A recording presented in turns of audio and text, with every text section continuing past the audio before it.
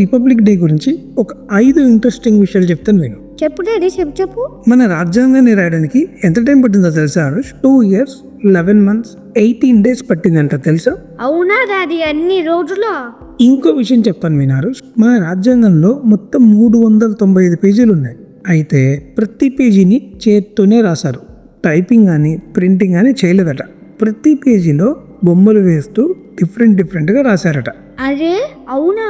మన రాజ్యాంగాన్ని రాయడానికి సుమారు 300 మంది పైగా పనిచేశారట.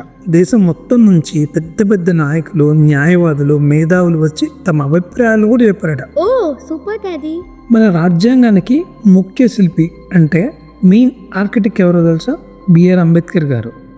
ఆయనే లేకపోతే మన రాజ్యాంగం ఇవాళ ఇలా ఉండేది కాదట. నిజమా డాడీ?